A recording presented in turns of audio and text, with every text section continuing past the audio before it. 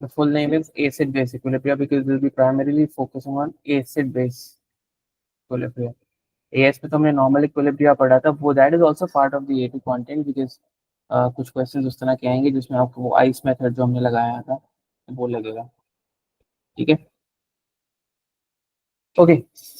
तो देखो acid base के बहुत सारे मॉडल्स हैं, यानी कि बहुत सारे साइंटिस्ट ने ये मॉडल्स दिए हैं जिनमें एसिड और बेसिस को डिफरेंट तरीके से डिफाइन किया जाए।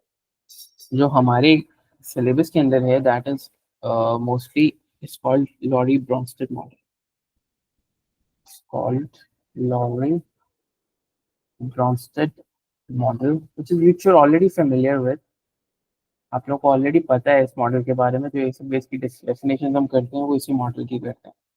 जैसे कि as per Lowry Bronsted acid की डेफिनेशन क्या है? एसिड वो सब्सटेंस होता है that release hydrogen ions, it donates a proton और a hydrogen ion donates hydrogen ion to other compound.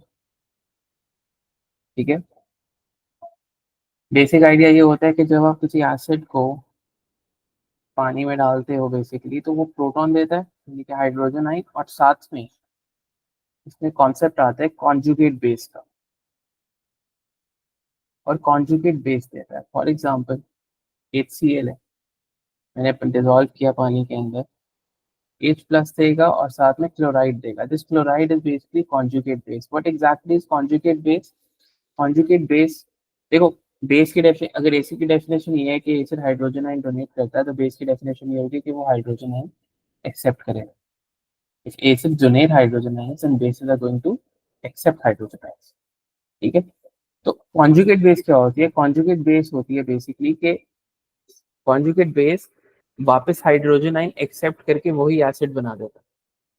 यानी कि ये जो कॉन्जुगेट बेस है ये वापस अगर हाइड्रोजन आयन गेन करेगी तो वापस आपका यही एसिड बनता है। That's conjugate base. ठीक है, एसिड जब आयनाइज होगा तो वो अपना प्रोटॉन देगा और कॉन्जुगेट बेस देगा। और कॉन्जुगेट बेस का कॉन्सेप्ट ये है कि कॉन्जुगेट बेस वापस वही हाइड्रोजन आयन लेके वही एसिड में कन्वर्ट हो सकती है। That's what conjugate base is. ठीक है, इसी तरह से कॉन्जुगेट एसिड का भी कॉन्सेप्ट है। कॉन्जुगेट एसिड क्या होगा? कॉन्जुगेट एसिड होगा कि बेसिकली वो हाइड्रोजन आयन देके ओरिजिनली बेस बना दे। फॉर एग्जांपल ये तो कॉन्जुगेट बेस हो गया। लेट्स से अगर मैं बेस को डाल रहा हूँ, अभी तो मैंने एसिड को डाला है ना, बेस क्या करती है? बेस हाइड्रोजन आयन एक्सेप्ट करती है, राइट, प्रोटॉन एक्सेप्ट करती है। तो बेस प्लस प्रोटॉन, बेस में जब आप प्रोटॉन डालेंगे तो कॉन्जुगेट एसिड बना। कॉन्जुगेट एसिड का मतलब ये है कि जब ये कॉन्जुगेट एसिड वापस हाइड्रोजन आयन रिलीज करेगा तो वापस यही बेस बन जाएगी। ठीक है, लेट्स से मेरे पास जो बेस है that is hydroxide. Let's say I have a base that is hydroxide. इसमें मैंने प्रोटॉन, इसने एक्सेप्ट किया और वाटर बना दिया। Water is the conjugate acid. That means के इको वाटर अगर अपना हाइड्रोजन वापस दे देगा तो वही कॉन्जुगेट बेस बन जाएगी। यानी कि अगर वाटर हाइड्रोजन आयन दे दे तो वापस OH में कन्वर्ट हो जाएगा। एक सेकेंड देखिए, हाँ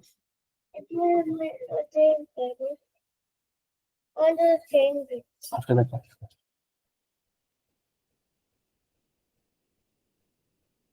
ठीक है, अच्छा इसका ओवरऑल अगर मैं सेटअप लिखूं तो कुछ इस तरह से है। HCl प्लस H2O, ये बनेगा हाइड्रोक्सोनियम आयन और साथ में क्लोराइड। अच्छा, अब लेफ्ट साइड पे कौन एसिड है कौन बेस है? We all know HCl is donating hydrogen ion, so this is the acid, right. Let's draw it. So this is the acid, और वाटर क्योंकि हाइड्रोजन आयन एक्सेप्ट कर रहा है तो this is the base, right. अब इसमें आइडेंटिफाई करते हैं कि कॉन्जुगेट एसिड कौन सा। अब इस एसिड की कॉन्जुगेट बेस कौन सी है? कॉन्जुगेट बेस क्या होगी? जो अगर हाइड्रोजन एक्सेप्ट करे तो यही एसिड बन जाए, इसकी कॉन्जुगेट बेस होगी ये। तो हम इनको कह सकते हैं ये एक दूसरे के कॉन्जुगेट पेयर है। ठीक है, chloride is the conjugate base of HCl because ये वापस हाइड्रोजन आयन एक्सेप्ट करेगी तो यही बन जाएगा। और इसका कॉन्जुगेट एसिड है ये, क्योंकि ये हाइड्रोजन आयन अगर अपना वापस डोनेट करे तो यही बेस बन जाएगा। ठीक है, तो they are also conjugate base. I hope you understand the concept of conjugates.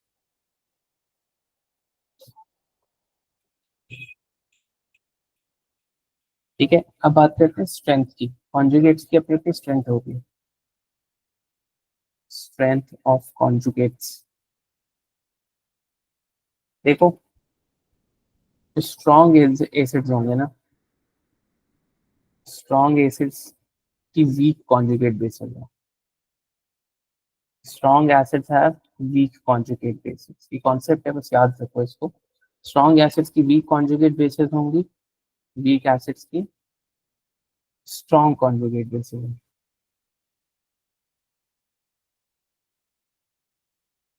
इसका ऑपोजिट भी बिल्कुल वैसे ही है। स्ट्रॉन्ग बेसिस जो होंगी उनके कॉन्जुगेट एसिड्स वीक होते हैं, they have week conjugate acids. Strong bases have week conjugate acids,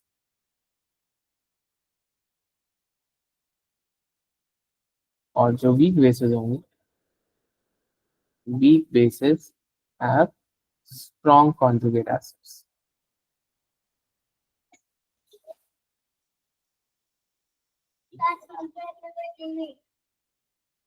वो बटन प्रेस करो वहां भी आपको बता। ठीक हो क्या? अच्छा,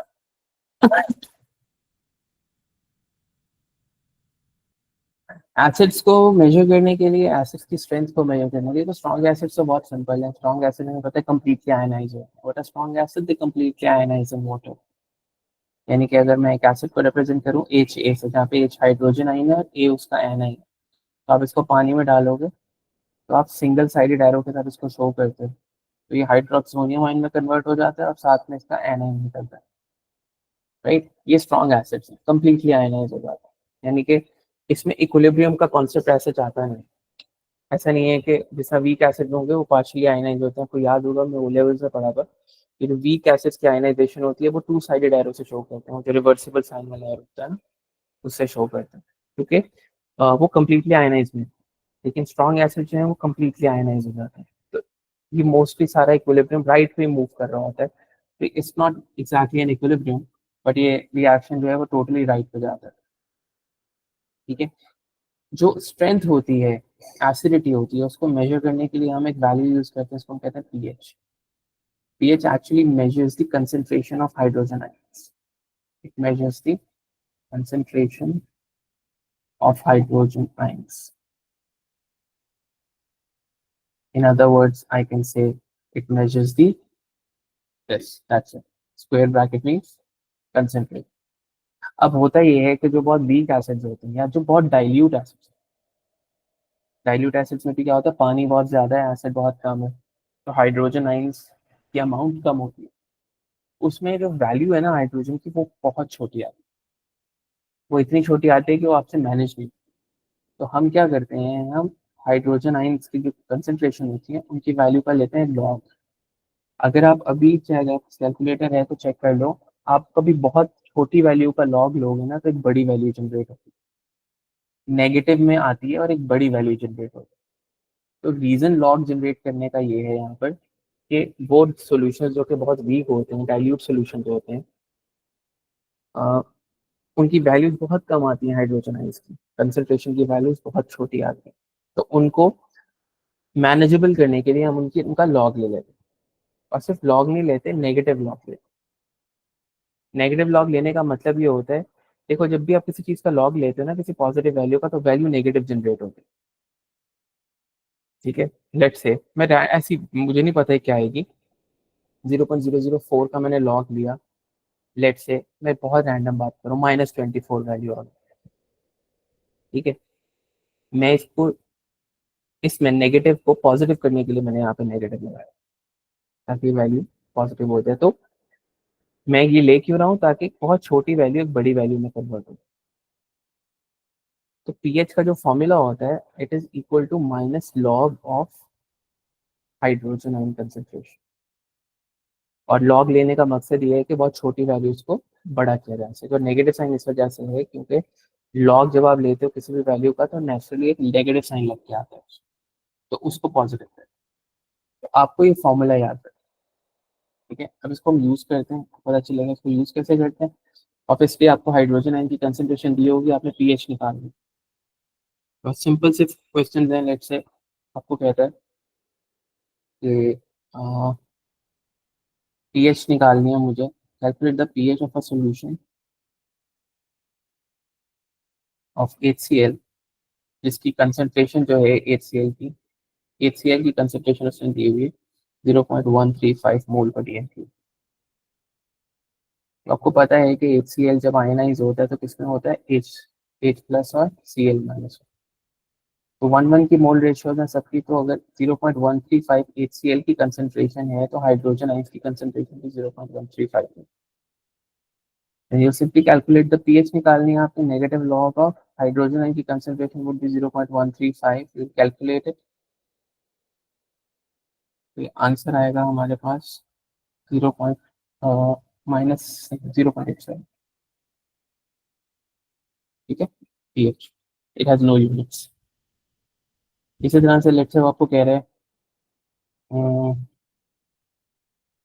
पीएच की निकालनी है, calculate pH of solution of, calculate pH of H2SO4 का सॉल्यूशन है, और इसमें उसने दी हुई है H2SO4 की कंसंट्रेशन दी हुई है, दैट इज इक्वल टू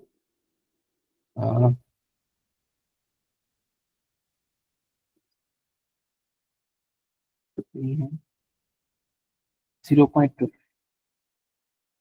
मोल पर डीएम क्यूब। अब H2SO4 की आयनाइजेशन की इक्वेशन लिखें डिसोसिएशन की, तो क्या होगी, दो हाइड्रोजन आयन निकलते हैं और एक सल्फेट निकलता है, तो 1:2 है। अगर इसकी कंसंट्रेशन 0.2 है तो इसकी कंसंट्रेशन 2 × 0.2 होगा। पीएच निकालनी है, negative log of hydrogen ion concentration, तो negative log of 2 multiply by 0.2। इसको कैलकुलेट करेंगे आप, तो ये आएगा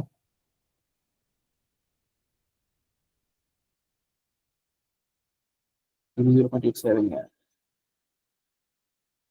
ओके, अच्छा इसी फॉर्मूले की pH is equal to negative log of hydrogen ion concentration, इसी की फॉर्मूले की एक और वेरिएशन है। इन केस आपको पीएच गिवन है और आपको हाइड्रोजन आयन निकालने हैं तो उसका फॉर्मूला ये, I don't want to go into the maths of it, just can simply remember this as this, ठीक है। ये इसी की वेरिएशन, लेकिन अगर आपको पीएच गिवन है और आपको हाइड्रोजन आयन कंसंट्रेशन निकालनी है, लेट्स से फॉर एग्जांपल आपको कह रहे हैं कि ह्यूमन ब्लड की पीएच जो है, pH of human blood, pH of human blood is 7.4, और वो आपसे पूछ रहा है हाइड्रोजन आयन की कंसेंट्रेशन क्या होगी।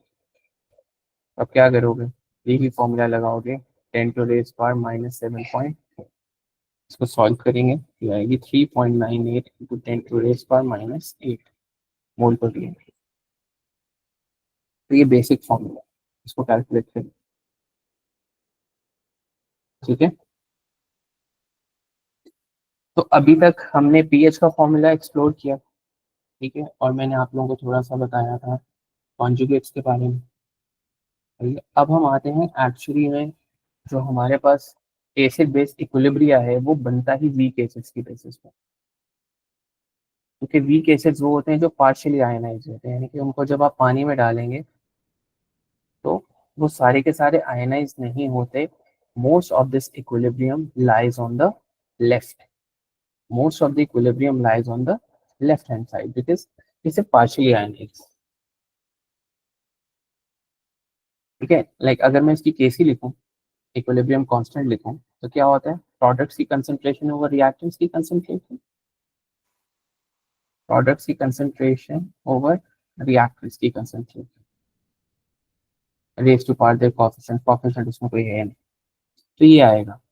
इसमें भी जो वाटर है वो उसकी अमाउंट इतनी ज्यादा है क्योंकि सोल्यूशन इधर वेरी डाइल्यूट होगा, या वीक एसिड होगा, पानी ज्यादा होगा, एसिड इतना कम होगा, ठीक है, कि आप इसको जो है वो कांस्टेंट ले सकते यानी कि मैं केसी के साथ मल्टीप्लाई कर दूं इसको, वाटर को, केसी भी कांस्टेंट है, केसी और वाटर को मैं एक ही कांस्टेंट के अंदर मर्ज कर दूं, मेरे पास एक नया कांस्टेंट जनरेट होगा,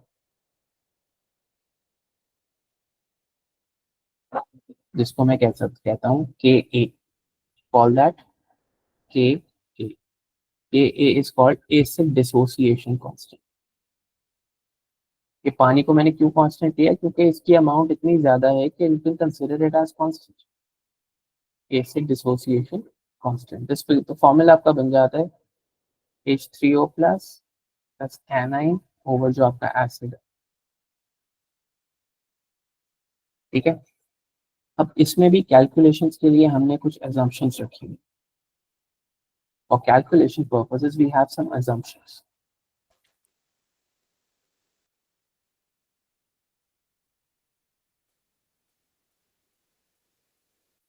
Just give me a minute.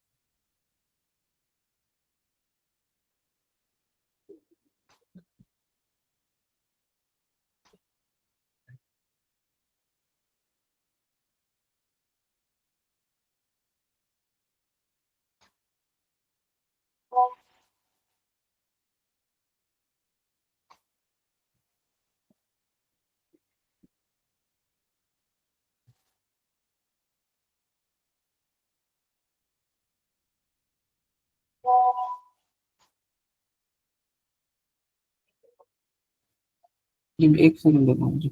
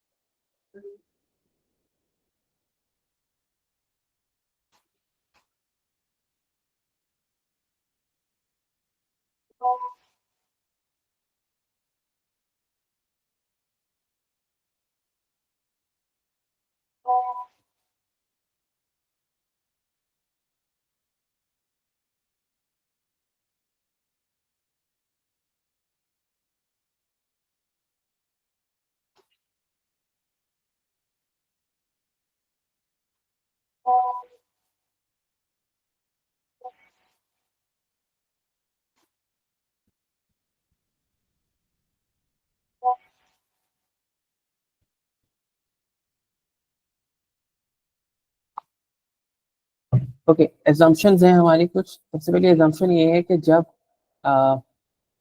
Acid ionise होता है, ठीक है, तो वो equal amounts of hydrogen ions और एनाइन देते हैं, यानी कि हाइड्रोजन आयन की कंसंट्रेशन और एनाइन की कंसंट्रेशन बराबर होती है, इक्वल नंबर ऑफ एनाइन।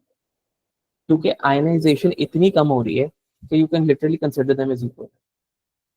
जो एसिड होगा, वो वीक एसिड जो होते हैं वो आयनाइज ही इतने कम होते हैं कि आप कह सकते हो कि वो बराबर की आयनाइजेशन दे रहे हैं, यानी कि बराबर का के हाइड्रोजन आयंस और एनाइंस प्रोड्यूस कर रहे हैं। तो अगर मैं इनको basically hydroxonium ion is the same thing as hydrogen ion, इसको अगर मैं सिंपलीफाई करके लिखूं तो मैं इसको ऐसे लिख सकता हूँ, हाइड्रोजन आयन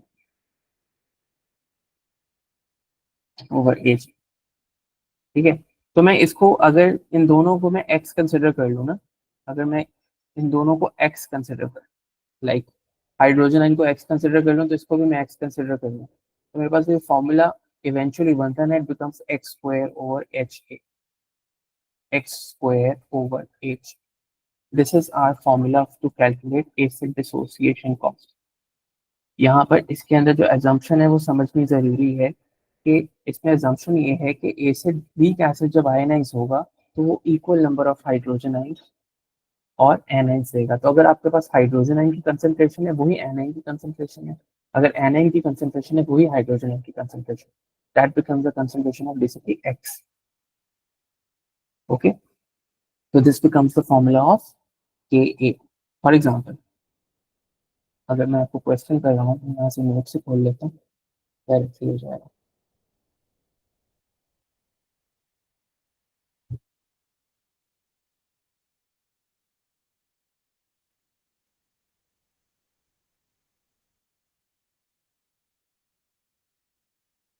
ये देखो, वो कह रहे calculate the pH of this of much of ethanoic acid. तो जो एच ए था उसकी कंसेंट्रेशन आपको दे दी है, कितनी है, 0.123 एसिड की दे दी, राइट। और के ए की वैल्यू दे दिया 1.7।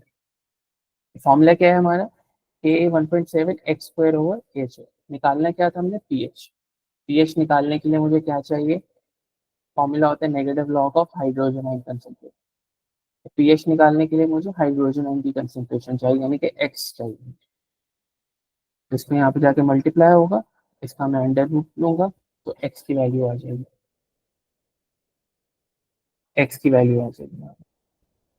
ठीक है, ये बेसिकली क्या है, मेरी हाइड्रोजन आयन की कंसेंट्रेशन। सिंपली उसका पीएच निकाल दूंगा, नेगेटिव लॉग में हाइड्रोजन आयन की कंसेंट्रेशन रखूंगा तो मेरे पास पीएच आएगा। तो बेसिकली ये यूजेज है इसका के ए का। ठीक है, वीक एसिड्स के लिए यूज होगा। और कोई क्वेश्चन है, ये उसी तरह के क्वेश्चन है। अभी क्या कह रहे हो, अब के ए निकालनी है आपको। ये आप लोग दोनों क्वेश्चन खुद करेंगे, आराम से बैठ के करना। कंसेंट्रेशन दी हुई है आपको एसिड की, एच ए की कंसेंट्रेशन आपको दे दी है। फॉर्मूला क्या है आपके पास, K A is equal to H X square over H A. ये, ठीक है, आपको के ए निकालना है। एच ए की कंसेंट्रेशन दे दी है, एक्स स्क्वायर भी नहीं है आपके पास, लेकिन आपको पीएच दी हुई है। तो पीएच दी हुई है तो हम हाइड्रोजन आयन की कंसेंट्रेशन निकाल सकते हैं, कैसे, 10⁻⁻⁻। तो ये जो भी आएगी वो एक्स की कंसेंट्रेशन होगी, राइट। इसकी वैल्यू आप यहाँ पे प्लग इन करेंगे, डिवाइड करेंगे, के ए आ जाएगा। ठीक है, एनी क्वेश्चंस माम। माम सुबह, सुबह क्लियर है यहाँ तक। यस। ओके, मैं इसके नोट्स भेज रहा हूँ आप लोगों को, यहाँ तक रखे हैं नोट्स के लिए। अगला टॉपिक लंबा है।